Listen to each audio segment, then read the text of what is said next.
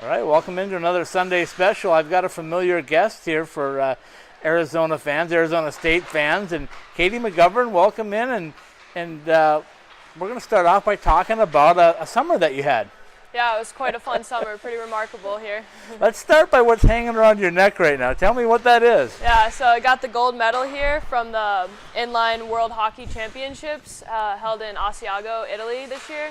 So we took first place, Team USA. So tell me this. You have a great career on the ice at the University of Minnesota Duluth. You come back here, you coach at ASU, you coach with the Small Fries program. So you said, geez, I got nothing else left to do. Let me go play some inline hockey. So tell me how that all came about. Yeah, so Lindsay Fry, another Small Fries instructor, she contacted me, asked if I ever played inline hockey. I told her I hadn't, but I'd love to give it a try.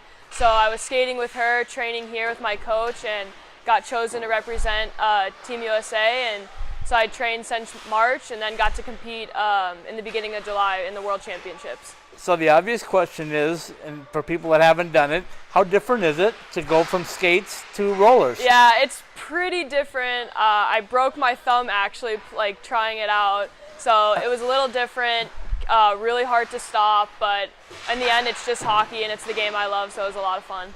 So obviously you had to achieve a certain level to be able to play for Team USA, right? Because it's a limited number of girls that make that team, but tell me what that was like. Yeah, it was a great honor, huge accomplishment just to represent my country, and I was like really proud, and I played with a lot of really skilled, good girls, and I had a lot of fun. So how long was the whole event? From the time that you started tryouts, practices, and then actually got over and had the event? Yeah, so I tried out in January. I just played here. Luckily, the coach is from Arizona, so he watched me skate here at the rink in Peoria. And then I trained with some girls here. We hosted a couple weekends where players from other states came in.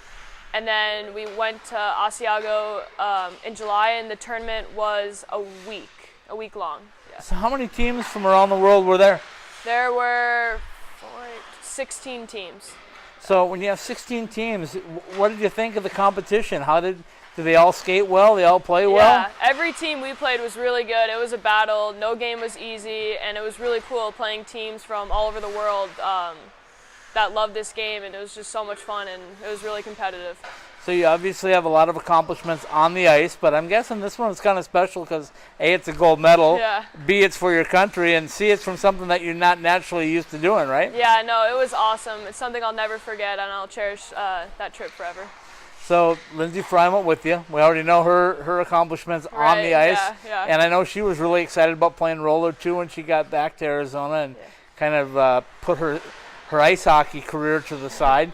But what was that like, being able to go over there and share that with Lindsay? Yeah, it was so special. We've been really close working with Small Fries together. We were roommates over there in Italy. We just had a great time, and it was really fun winning gold together.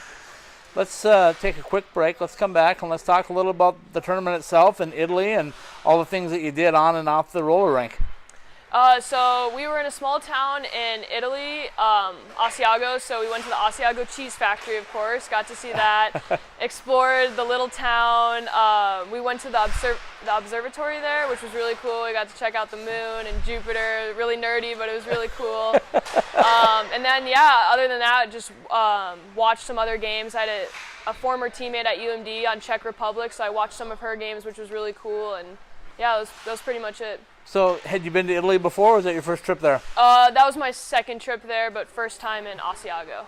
Oh, very nice. Yeah. All right, let's take a quick break. Let's come back and let's talk a little bit more about playing roller hockey.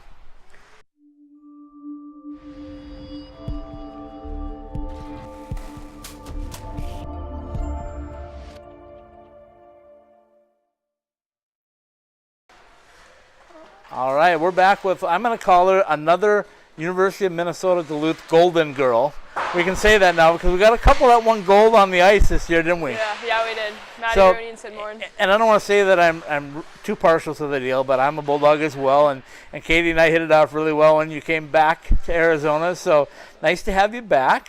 Thank you for having me. And tell me a little bit again about, I want to know how you accelerated to that level on roller hockey. So tell me when you got started and tell me how that process worked. How much time did you spend on the roller rink? And Yeah, so I got started about March, and I skated twice a week, and luckily the coach was from Arizona, so he was really hounded me. He taught me a lot of things, and I was practicing with Lindsay Fry, who's really good at roller, so it just elevated my skill on the floor, I guess you could say, and everything else, just besides the skating and stuff, it's just hockey, so that came pretty natural, just from carrying it over from the ice. And Lindsay comes from a pretty popular family of rollers. Her brother Wes is pretty tough, isn't he? Yeah, he's really good. Yeah. Did he get out on the platform with you too, or on the roller rink, or no? Not with me, but I think he skated with Lindsay a bit. Yeah.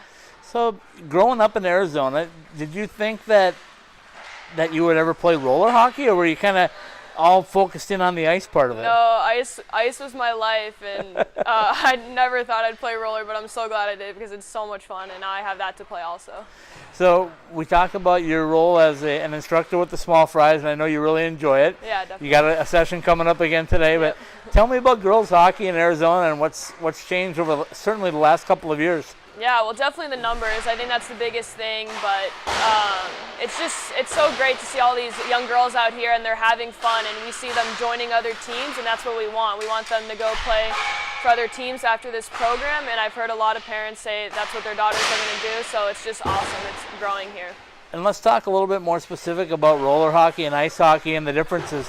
What are the differences? What are the main differences other than the ice and the concrete, basically? I think the main difference is roller is a game of possession. You really want to control the puck, where ice is about speed, attacking the net, shots on goal, but in roller it's about possession, making the right play when it's the right time and everything. So do you get a lot of contact in roller hockey as well? Surprising, yeah. I wasn't expecting it because in roller you don't wear shoulder pads or pants. Right. So I wasn't expecting much contact, but it was really physical in Italy, yeah.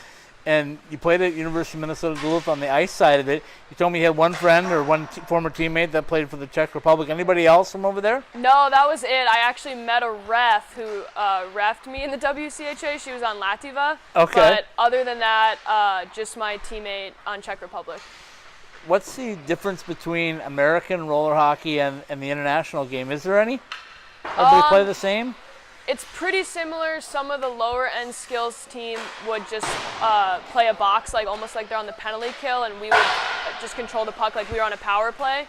But other than that, everyone, it's just the same game, playing man on man and attacking just like we would. And obviously we talk about anything that you do worldwide, there's expenses or travel. So give me a little background on how you go through the travel end of this. How do you afford to be able to go over there? Yeah, I know a lot of the girls did a lot of fundraisers. We did some fundraisers here. We hosted some Ironmans at Peoria Sportsplex, so that raised some money for us. And then other than that, it was just saving because it was all at your own expense. And you were over there for 2 weeks? Yes, I was over there for 2 weeks. I did a little exploring after in Venice, but the tournament was about a week long, a few extra travel days. So when you go over there in the summer months, similar to Arizona weather, not quite as hot? Yeah, it wasn't quite as hot, so it was pretty nice. It rained a few days, but it was beautiful. It was like 75 degrees. And roller hockey obviously played indoors in an arena too. So, well, give me some indication of the fan support. How many fans were over there? Was it popular or was it? Yeah, it was pretty popular. Like I said, we were in a small town, so I think it was a big event for them to host it in Asiago. So a lot of the people in the community supported them. We played Italy our second game, and there was a lot of fans there. It was really loud the whole game. We had to yell at each other on the floor to communicate. But yeah, a lot of fans were there. It was really cool. We're going to take another quick break. We're going to come back, and I'm going to give you a little quiz on how you did over there, and if you can tell me some scores and personally how you did, okay? All right, cool. Sounds good.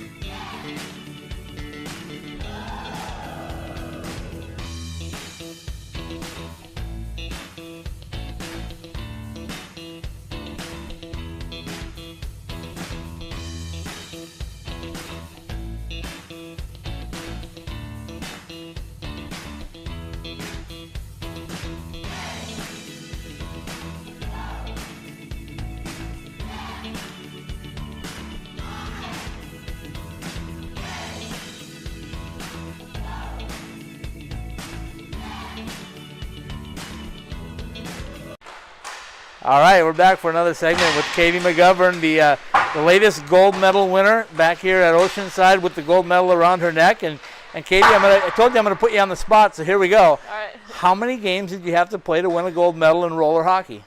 We played 6 games to get the gold medal. So let's go down them. I know we were doing this just a minute ago. Yeah, okay. So the first game we played Argentina, then we played Italy, then we played Czech in the round robin. We actually lost to Czech. Then we played New Zealand in the quarterfinals, Spain in the semifinals, and then we ended up beating Czech in the final game. So you win the gold medal, you come back. What's it like getting back to the States? Was there enthusiasm for more than just family and friends about it? Mostly just my friends and family. I'm not sure who else really knows about it here. Just the hockey community. I know a lot of the small fries parents have said some congratulations, which was really nice, but just basically my friends, family, and hockey community. And I know you had some friends that played on the ice gold medal winning team, so touch base with that and tell them what it's like to have a little bit different level, but you're still gold, right? Right, yeah, no, it was cool. I was in Duluth about a week ago, and I saw Sydney Morin, and we were just talking about it, and it was great sharing our experiences. So we talk about the growth of hockey here in the Desert Southwest and the men's programs, but the women's programs, especially the small fries program, has really taken off, hasn't it? Yeah, no, it's great. We've gotten so many girls through all 3 steps of the program, and it seems like everyone's having fun, and it's awesome. So we go into another winter. We got ASU and GCU competing again, and tell me what your thoughts are as far as the college level. How much has it improved in the last year or so? Yeah, no, it's exciting. I know ASU has gotten a lot more girls. GCU has really grown their program already just after being there for a year. So it's a great rivalry, and it's going to be a lot of fun. You know, with the college program, last year we saw on the women's side of it anyway that it was a numbers game, right? You couldn't really do much specialty stuff because you had to have numbers just to fill out the roster, but that's changing, isn't it? Yeah, no, a lot more girls this year. It's going to be a different team, and I'm really excited for it. So as we go into this winter, any plans to continue the roller part of it too, or are you going to be sticking to the ice this winter? It's kind of up in the air. I definitely want to continue playing roller. I'm trying to figure out if I can continue in my ice hockey career, so hopefully both. So I need to ask you this, being I'm a former Bulldog, but tell me what it was like. I haven't been back to Duluth in a few years, so tell me what it was like getting back up there to the lake shore and the beautiful campus. Yeah, no, it was awesome. I love Duluth, and this is the best time of the year to go in the summer, so I got to really enjoy it. I got to hang out by the lake, and it was a lot of fun being with my old teammates and stuff. Get a chance to see any of those men's with their new rings for the NCAA championship? Or I actually didn't get to, but I wish I would have got to. I saw pictures of them, and they are sweet, so yeah. I was a Bulldog, right? Yep, very cool. Katie, I appreciate your time. Congratulations again. It's a great honor. Anytime you win gold for your country, it doesn't matter what level it is or what you're doing. It's an achievement, and we're very proud of you here in this great state of Arizona. Thank you so much. I appreciate it.